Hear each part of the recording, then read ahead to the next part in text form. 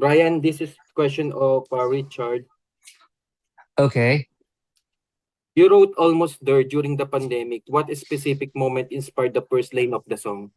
Yung first line of the song daw, ano yung specific moment inspired sa'yo?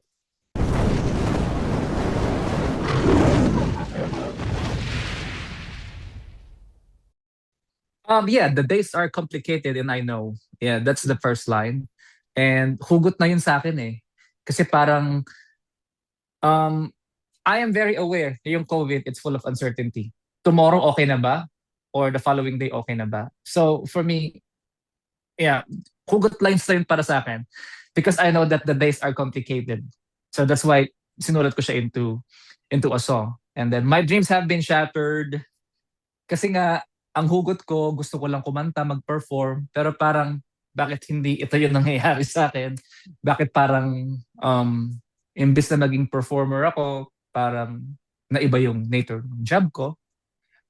And then, but this time, little by little, things are getting better. Okay. Tanong din niya what this hesitation in shifting genres, knowing Filipino audiences traditionally lean toward P-pop and ballads. Wala namang hesitations kasi alam ko naman na pag nag-produce ka ng song, it's always hit or miss. People will love it or people will just, okay, I like it, pero hanggang doon lang, it ends there. So wala akong hesitation since ako na yung nagpo-produce ng songs ko, gusto ko lang gawin yung gusto kong gawin, and if they like it, then thank you. But if not, at hindi rin mag-hit, I will still continue to produce ng ganitong genre. Kasi nga ito yung gusto ko at the moment. Next question from Richard. Living in US for 5 years, how has that influenced your sound? Do you feel freer creatively abroad or do you miss the structures of the Philippine industry? Natanong na to kanina pero for him na lang. Siguro mas yung creativity ko dito sa Amerika parang mas naging wider when it comes to creating a song. Kasi nga knowing na gusto ko talaga country, parang mas madali kasing gumawa ng isang bagay pag yung surroundings mo is favor dun sa ginagawa mo. Yeah. I mean, the atmosphere, tapos yung sound na naririnig mo, the people that you are talking with every day, tapos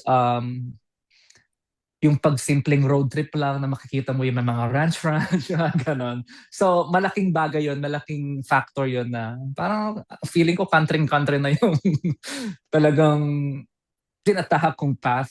And sa Philippines naman kasi, hindi ko na rin kasi alam kung paano ang industry sa Philippines. Kasi I've been away in the Philippines for 5 years now.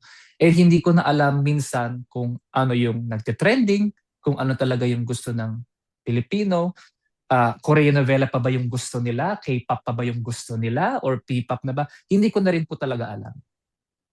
So while I'm doing the country, so still since I am enjoying it, so nagsistick lang ako muna for it.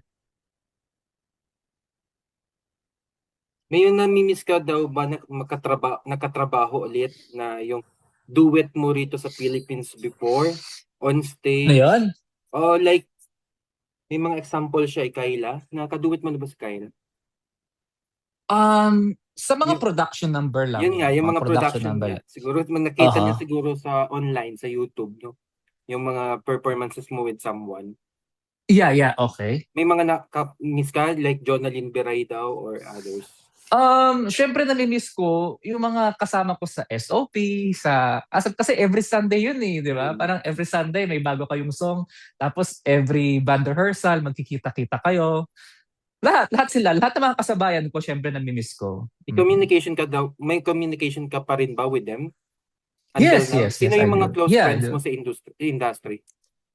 Right now, nung nakita ko na nag-guest ang La Diva sa Sex Bomb at saka nag-guest sila kay Jonah. So, nag-message ako sa kanila right away, congratulations. Uy, kamusta ka na? It's been a while, di ba?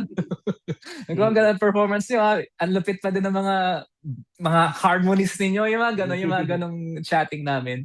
Yeah, so nakaka-miss.